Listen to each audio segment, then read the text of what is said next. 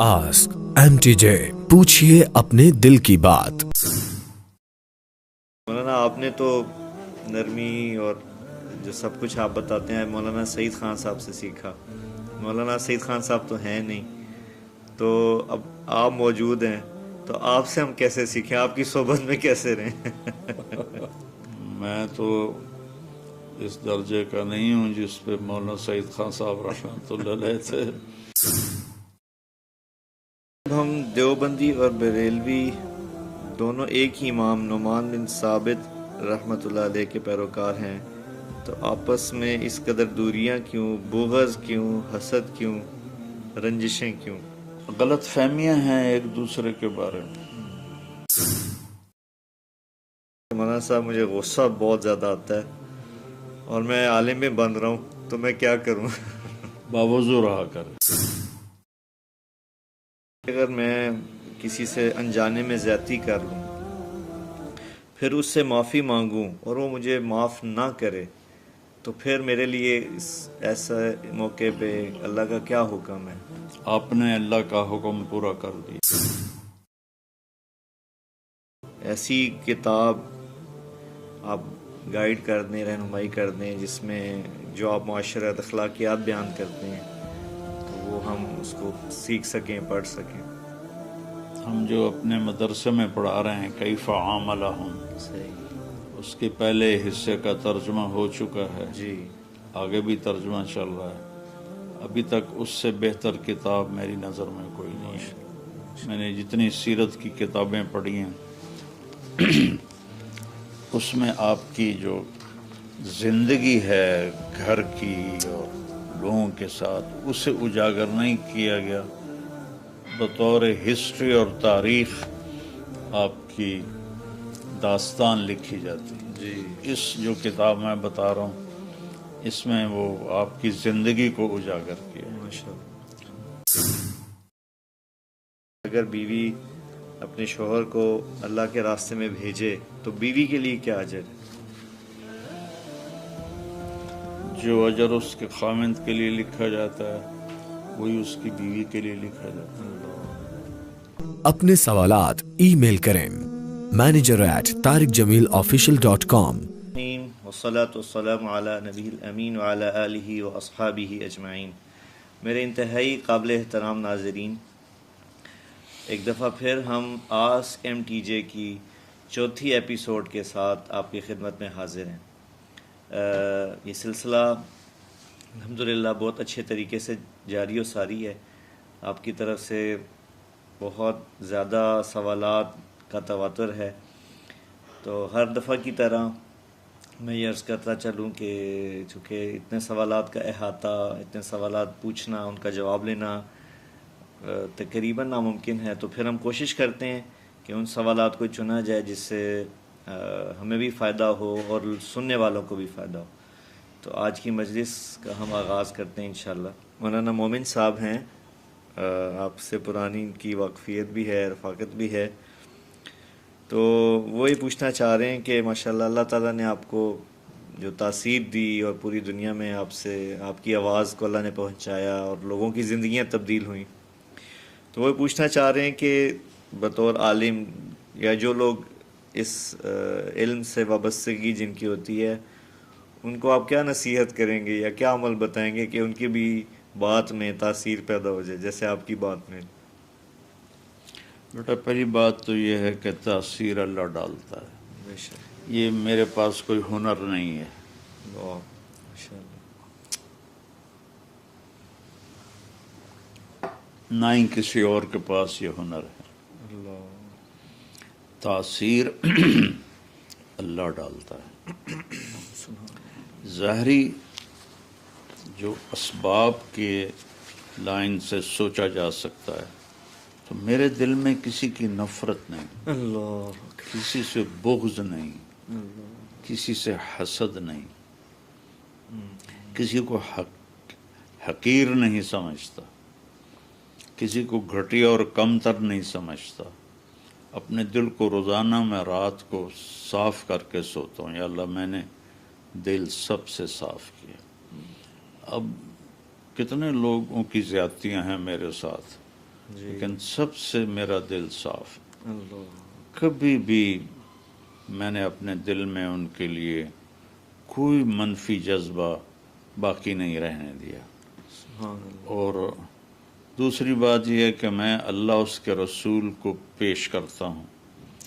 یہ ہر انسان کے اندر اس کی تعلق کی کل مولود یولد علی فطرہ، ہر بچہ فطرت اسلام پہ پیدا ہوتا ہے، تو اس میں اللہ اس کے رسول کی چپ لگی ہوئی ہے، چاہے وہ مانتا ہے اللہ رسول کو چاہے نہیں مانتا. جی ماشاءاللہ. تو میں کوئی اختلافی مسائل نہیں بیان کرتا، میرے لہجے میں حقارت والا شدت والا لہجہ نہیں ہوتا، بدتمیزی نہیں ہوتی. یہ سب اللہ کی توفیق ہے. محبت سے بات کرتا ہوں اور محبت ہی میرے دل میں ہوتی ہے. تو اور اللہ اس کے رسول کو پیش کرتا ہوں، جی ان کی زندگی کو پیش کرتا ہوں. تو وہ جب وہ اللہ خالص اللہ کی ایک ہے، اللہ کی توحید میں یہ شرک ہے، یہ شرک ہے، یہ شرک ہے، یہ تو مسائل ہیں. جی. یہ اللہ کو نہیں بیان کیا جا رہا. اللہ کیسا ہے قرآن نے بیان کیا ہے کہ میں کیسا ہوں. میں اس اللہ کو اس انداز میں بولنے کی کوشش کرتا ہوں، اللہ کے نبی کو اس انداز میں بولنے کی کوشش کرتا ہوں. تو وہ چپ ایکٹیویٹ ہو جاتی ہے، وہاں جا کے وہ سگنل چلا جاتا ہے. بظاہر باقی تاثیر اللہ ڈالتا ہے. بے شک بے شک بے شک. جزاکم اللہ. اچھا مولوی مومن کو میرا سلام بھی پہنچے اگر وہ سنے تو. جی جی جزاک اللہ. جی یہ حافظ عفان صاحب ہیں، یہ پوچھنا چاہتے ہیں کہ مولانا صاحب مجھے غصہ بہت زیادہ آتا ہے اور میں عالم میں بن رہا ہوں، تو میں کیا کروں؟ باوضو رہا کرے. ماشاء اللہ. غصہ آگ ہے اور پانی اس کو بجھاتا ہے. تو حدیث میں بھی ہے کہ اگر غصہ آئے تو وضو کرو. اگلے سائل ہیں، ان کا نام اکرام ہے، یہ انڈیا سے ہیں. یہ پوچھنا چاہتے ہیں کہ اگر میں کسی سے انجانے میں زیادتی کر لوں، پھر اس سے معافی مانگوں اور وہ مجھے معاف نہ کرے، تو پھر میرے لیے ایسا موقع پہ اللہ کا کیا حکم ہے؟ آپ نے اللہ کا حکم پورا کر دیا، ماشاء اللہ. یعنی ان کے اوپر کوئی گناہ نہیں. کوئی گناہ نہیں. ماشاء اللہ. اچھا یہ اگلا ہے بابا سائل، ان کا نام ہے زید انصاری. یہ پوچھنا چاہ رہے ہیں کہ کوئی ایسی کتاب آپ گائیڈ کر دیں، رہنمائی کر دیں، جس میں جو آپ معاشرت اخلاقیات بیان کرتے ہیں تو وہ ہم اس کو سیکھ سکیں، پڑھ سکیں. ہم جو اپنے مدرسے میں پڑھا رہے ہیں کیف عاملہم، صحیح. اس کے پہلے حصے کا ترجمہ ہو چکا ہے، جی آگے بھی ترجمہ چل رہا ہے. ابھی تک اس سے بہتر کتاب میری نظر میں کوئی نہیں ہے. میں نے جتنی سیرت کی کتابیں پڑھی ہیں اس میں آپ کی جو زندگی ہے گھر کی اور لوگوں کے ساتھ، اسے اجاگر نہیں کیا گیا. بطور ہسٹری اور تاریخ آپ کی داستان لکھی جاتی. جی. اس جو کتاب میں بتا رہا ہوں اس میں وہ آپ کی زندگی کو اجاگر کیا ہے. ماشاء اللہ. اگلا سوال جو ہے وہ بھی بڑا اہم ہے جی. یہ شیخ فصیح ہیں، یہ کہہ رہے ہیں جب ہم دیوبندی اور بریلوی دونوں ایک ہی امام نعمان بن ثابت رحمۃ اللہ علیہ کے پیروکار ہیں، تو آپس میں اس قدر دوریاں کیوں، بغض کیوں، حسد کیوں، رنجشیں کیوں؟ غلط فہمیاں ہیں ایک دوسرے کے بارے میں. وہ چاہیے تو یہ تھا کہ علماء اس آیت کو سامنے رکھتے، تعالوا الی کلمۃ سواء بیننا و بینکم الا نعبد الا اللہ، کہ جو چیزیں جن چیزوں پر اتفاق ہے آ جاؤ اس پہ تو اکٹھے ہو جائیں، اور باقی جو اختلافی چیزیں ہیں ان کو درگزر کر دیں. اور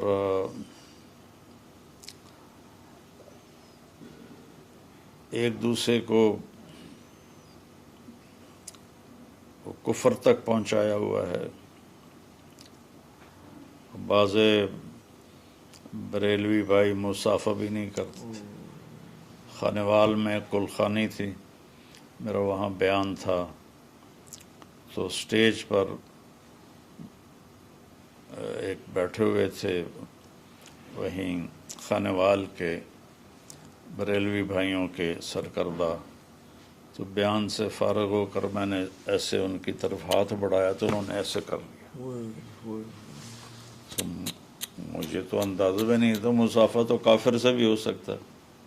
میں نے پھر دوبارہ ہاتھ بڑھایا تو انہوں نے ایسے کر کے یوں کیا. اب وہ تو ان پڑھ تھے، عالم تو نہیں تھے. یہ نفرت کا جو بیج ہے نا طرفین سے، یہ علماء کی نادانی کی وجہ سے. انہوں نے یہ باور کرا دیا ہے کہ یہ ہمارے سوا باقی سب گستاخ رسول ہیں. یا اللہ، انہوں نے یہ باور کرا دیا ہے کہ یہ سب قبر پرست ہیں. یا اللہ. تو ہمارے استادوں نے، میں اللہ کے فضل سے 7 سال رائمنڈ میں پڑھا، کبھی ایک دن اپنے استادوں سے ان ایسی فرقہ واریت کی بات نہیں سنی. ایک دن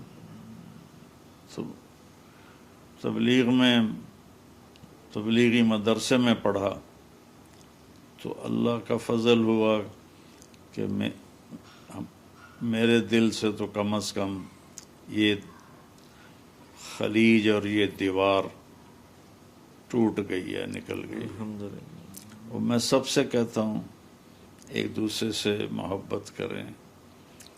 یہ صرف ایک تو شیطان بیچ میں ہے، آخر شیطانی طاقتیں بھی تو اپنا کام کرتی ہیں. جی. آپ نے فرمایا کہ بدترین مخلوق آسمان کی چھت کے نیچے بدترین علماء ہیں، اور بہترین مخلوق آسمان کی چھت کے نیچے بہترین علماء ہیں. تو آج کل سوشل میڈیا نے اس کو اور بھڑکا دیا ہے. ایسے لگے ہوتے ہیں، اتنی بدتمیزی سے باتیں کرتے ہیں. یعنی ممبر پہ بیٹھ کے توہین اور تذلیل اور برے الفاظ اور اخلاق سے گرے ہوئے الفاظ، یہ اسلام کے داعی نہیں ہیں، یہ اپنے نفس کے داعی ہیں.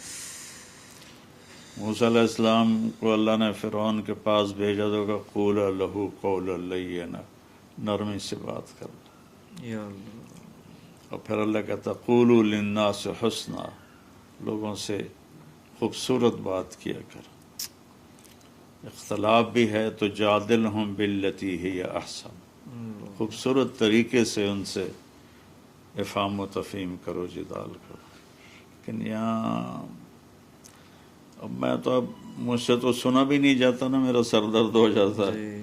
جب کوئی بھی وہ سر درد نہیں تھا تو بہت دکھ ہوتا تھا کہ ایک دوسرے کو اس قدر برا بھلا کہہ رہے ہیں. انہوں نے سیرت نہیں پڑھی.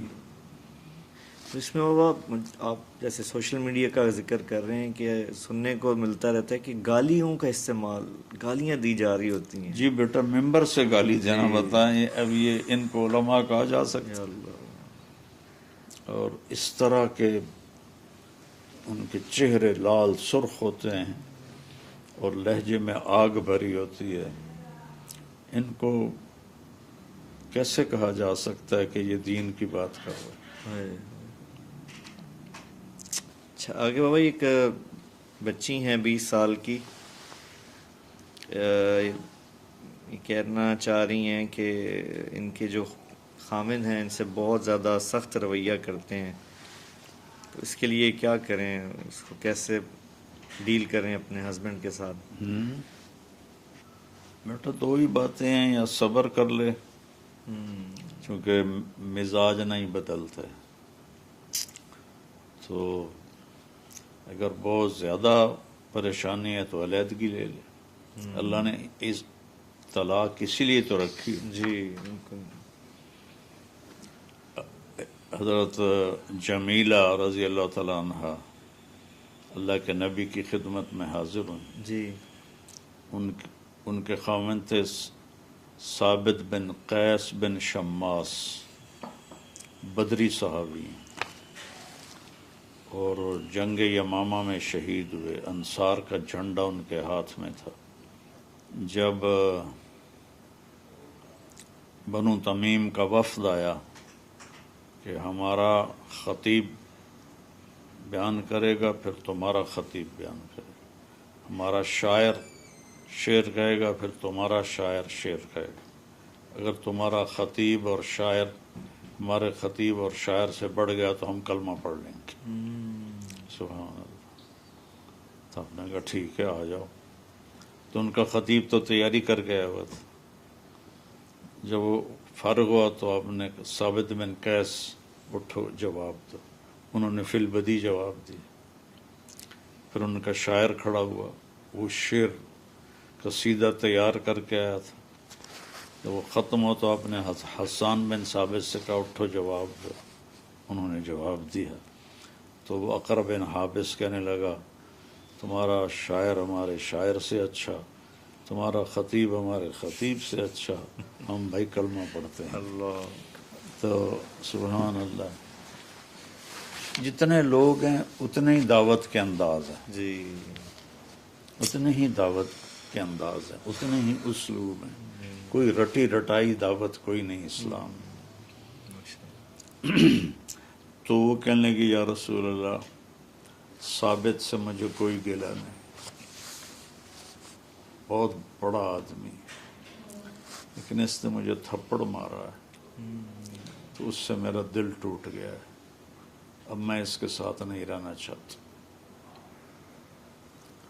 تو آپ کے پاس یہ بھی تھا اختیار کہ آپ کہتے نہیں گزارا کرو اور ان کے فضائل بتاتے، لیکن آپ نے ان کی جب کیفیت دیکھی تو آپ نے فرمایا ثابت نے جو تمہیں مہر میں باغ دیا ہے وہ واپس کر دو گی؟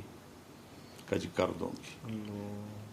یہ پہلا خلا ہے اسلام میں. تو آپ نے ثابت سے فرمایا طلاق دے دو، تو انہوں نے طلاق دے دی. تو اگر قابل برداشت ہے تو گزارا کرے، اگر نہیں ہے تو طلاق لے. جی. یہ بھی ایک بہن ہے سحر ملک ان کا نام ہے. ان کا سوال ہے کہ یہ نرس بن رہی ہیں، نرس کی تعلیم حاصل کر رہی ہیں، نرسنگ کا کورس کر رہی ہیں. نرسنگ کا؟ جی. اچھا. تو ان کا یہ سوال ہے کہ عام طور پہ جیسے بچیوں کے یا خواتین کے باہر کام کرنے کے اوپر بہت زیادہ کیا جاتا ہے، سختی کی جاتی ہے ہمارے معاشرے میں، تو اسلام کے حوالے سے، شریعت کے حوالے سے اس میں کیا تعلیمات ہیں کہ کیا بچی باہر کام کر سکتی ہے، جاب کر سکتی ہے؟ جی بیٹا وہ نرس ہے تو عورتوں کو عورت ہی اٹینڈ کرے جی. تو یہ زیادہ بہتر ہے بجائے اس کے کہ مرد اٹینڈ کر رہے ہیں. اگر لڑکیاں ڈاکٹر نہیں ہوں گی تو جتنے گائنی کے کیس ہیں اور جتنے اس کے حمل کے وضع حمل کے کیس ہیں وہ مرد کریں تو وہ کتنی بے پردگی ہے. جی. جی. لہذا اس میں اسلام کی طرف سے تو کوئی پابندی نہیں. پابندی نہیں، حجاب کے ساتھ اور جی. اپنی عزت کی حفاظت کے ساتھ. اگلے بابا سوال ہے ان کا، یہ سید آفتاب ہیں، یہ پوچھنا چاہ رہے ہیں کہ ایک سید خاندان کیا غیر سید میں شادی کر سکتے ہیں؟ اللہ کے نبی نے حضرت رقیہ رضی اللہ عنہا کی شادی حضرت عثمان سے کی. پھر ان کا انتقال ہو گیا تو ام کلثوم کی شادی انہی کے ساتھ کی، اللہ اور فرمایا اگر میری 100 بیٹیاں ہوتی اور وہ اس طرح مرتی عثمان کے نکاح میں تو میں 100 کی 100 عثمان کو دے دیتا. اور حضرت زینب سب سے بڑی بیٹی کا نکاح خاندانی عداوت بنو امیہ ابو العاص رضی اللہ عنہ سے کی. اللہ تو وہ اسلام بھی نہیں لائے بعد میں. تو جنگ بدر کے بعد وہ اسلام لائے. حضرت زینب ہجرت کر گئی تھی اور وہ جنگ بدر میں شریک ہوئے اور قیدی بنے. تو حضرت زینب نے اپنا ہار بھیجا فدیے کے لیے جو حضرت خدیجہ نے ان کو دیا تھا. جی تو آپ وہ ہار دیکھ کے رونے لگے. تو پھر آپ نے ان کو ویسے ہی صحابہ سے پوچھ کے آزاد کر دیا. تو وہ اس پہ مسلمان ہوئے.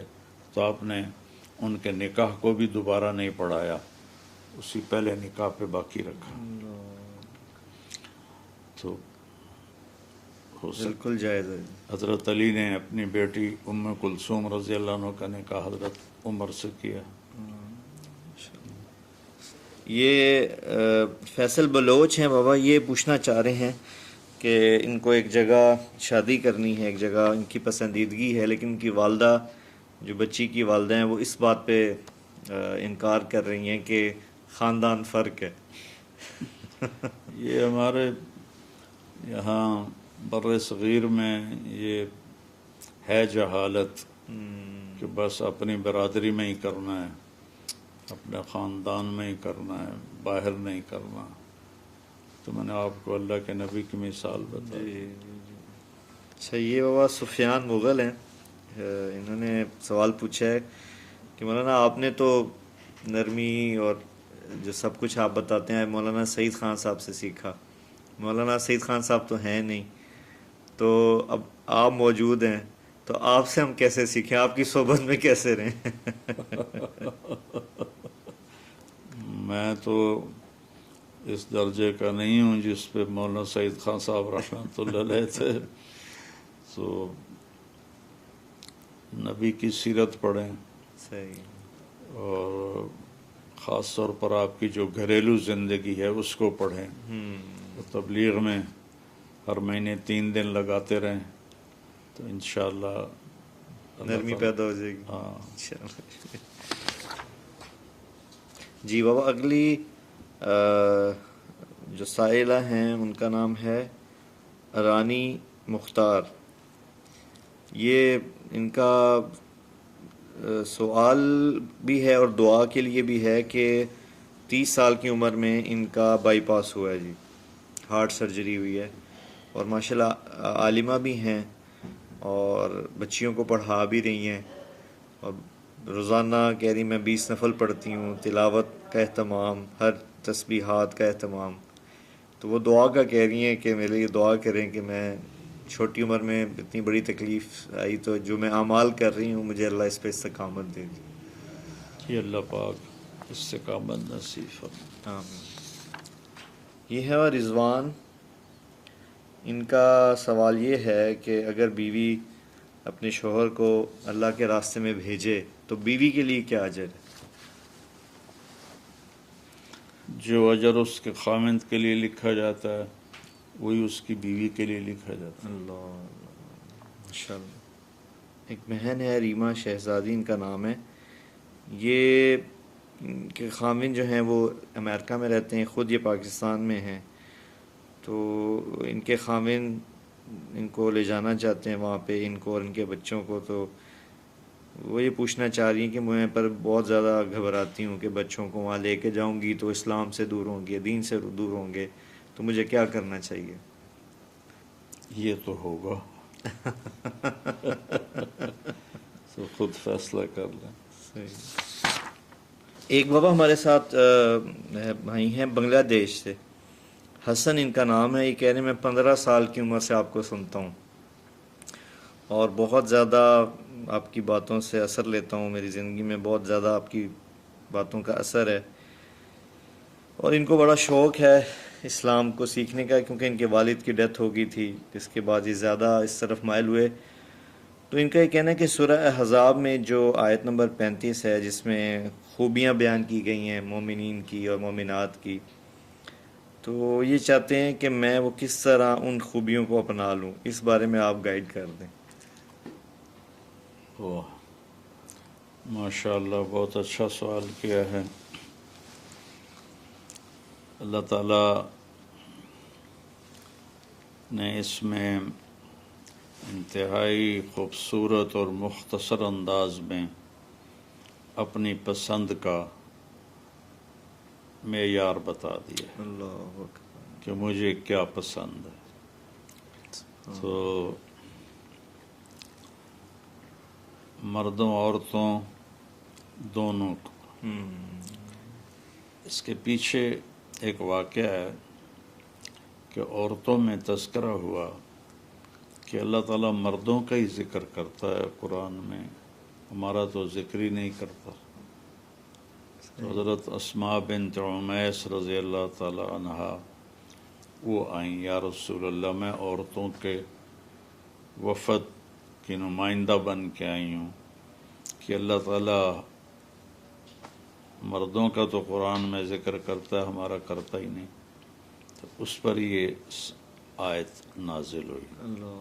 تو ان المسلمین والمسلمات والمؤمنین والمؤمنات والقانتین والقانتات والصادقین والصادقات والصابرین والصابرات والمتصدقین والمتصدقات والصائمین والصائمات والحافظین فروجهم والحافظات والذاکرین اللہ کثیرا والذاکرات اعد اللہ لهم مغفرتا واجرا عظیما. کہ اللہ نے کہا صرف 10 باتیں میری مان لو، زیادہ نہیں، صرف 10 باتیں. اسلام ظاہری حلیہ، ظاہری زندگی، ایمان اندر کے جذبات، قانتین والقانتات، اللہ کے سامنے کھڑے ہونا ادب کے ساتھ، نماز کی طرف اشارہ ہے، جی ماشاء اللہ. اور سچ بولنا، عورتوں کا بھی مردوں کا بھی. والصابرین والصابرات، صبر کرنا، چونکہ زندگی امتحان ہے تو اس میں حالات آتے رہیں گے، تو اس پہ بے صبرہ نہ ہونا، نافرمانی نہ کرنا، بلکہ اللہ پاک سے مانگ کر اسی کی اطاعت پر جمے رہنا، اور اللہ کے نام پہ خرچ کرنا. والمتصدقین والمتصدقات، اس میں 2 معنی ہیں چھپے ہوئے. ایک یہ کہ وہ مسلسل صدقہ کرتے ہیں، یہ باب تفاعل ہے، اور باب تفعیل ہے، اور اس میں تکرار ہوتا ہے، مسلسل کرتے ہیں، اور مبالغہ ہوتا ہے، خوب صدقہ کرتے ہیں. اللہ کو یہ پسند ہے، صدقہ بلاؤں کو ٹال دیتا ہے. پھر آپ نے کہا داو مرضاکم بالصدقہ، اپنے مریضوں کا علاج کرو صدقہ کے ساتھ. اور والصائمین والصائمات، اور روزے، وہ اللہ تعالیٰ نے سال میں 1 مہینہ فرض قرار دیے ہیں، اور آپ نے فرمایا جو ہر مہینے 3 روزے رکھ لے گا تو وہ پورا سال روزے دار کہلائے گا. اور اپنے آپ کو، اپنی عزت کو بچانے والے، اور مرد بھی عورتیں بھی، کہ وہ حرام کام نہیں کرتے، زنا نہیں کرتے، بلکہ شادی کرتے ہیں، حلال طریقے سے اپنی اس ضرورت کو پورا کرتے ہیں، اور اللہ تعالیٰ کو یاد رکھتے ہیں، اور اس کا ہر وقت اس کی یاد میں رہتے ہیں. ایک ذکر ہوتا ہے جیسے میں ابھی پڑھ رہا تھا، یہ بھی حکم ہے، اور ذکر کا اصل معنی ہوتا ہے یاد. یاد دل کا کام ہے، زبان کا نہیں ہے، دل کا فعل ہے. ہر وقت اللہ یاد رہے، یہ ہے والذاکرین اللہ کثیرا والذاکرات.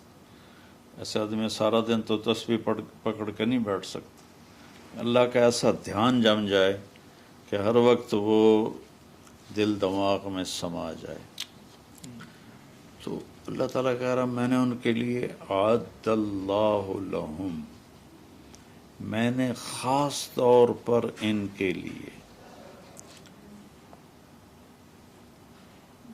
بہت بڑی بخشش تیار کی ہے، اور اجراً عظیمہ، بہت بڑا اجر تیار کیا ہے. جس کو اللہ عظیم کہے گا وہ کتنا ہوگا؟ تو ایک تو اس آیت کی روزانہ تلاوت کریں، روزانہ اس ایک آیت کو ضرور پڑھیں کہ میرا اللہ مجھ سے کیا کہہ رہا ہے. اور دوسرا، اس پر اللہ سے 2 نفل پڑھ کے دعا کریں کہ یا اللہ مجھے یہ صفات نصیب فرما. اور تیسرا ہے اچھی صحبت سوسائٹی میں رہیں، تبلیغ میں 3 دن کے لیے جایا کریں ہر مہینے، تو انشاءاللہ اللہ یہ صفات نصیب فرما دیں. اور یہ ہر مسلمان مرد عورت کی ضرورت ہے کہ وہ ان صفات والا ہو. تو اللہ کی بارگاہ میں وہ قیمتی ہے، چاہے وہ کالا ہے یا گورا ہے، مالدار ہے یا فقیر ہے، کیونکہ اللہ پاک کے ہاں جو سٹیٹس ہے وہ پیسے کا نہیں. جیسا ہم کہتے ہیں یہ بہت بڑا آدمی ہے، کیا مطلب ہے کہ بہت مالدار آدمی. تو بیٹا انسان پیسے سے بڑا نہیں بنتا، مالدار بن جاتا ہے. بڑا ان صفات سے بنتا ہے. ان صفات والا ہے تو وہ بہت بڑا مالدار ہے. تو بہت بڑا آدمی ہے اللہ کی بارگاہ. صفات کوئی نہیں ہے تو وہ اللہ کی نظر میں تو گندگی کے کیڑے سے بھی زیادہ حقیر ہوتا. جی ناظرین، اسی کے ساتھ آج آسک ایم ٹی جے کی جو 4تھی ایپیسوڈ ہے اس کا اختتام ہوا. انشاءاللہ آپ سے ملاقات ہوگی نیکسٹ ایپیسوڈ میں، اور اس وقت تک آپ اپنے سوالات بھیجتے رہیے اور دعاؤں میں یاد رکھیے. بہت شکریہ.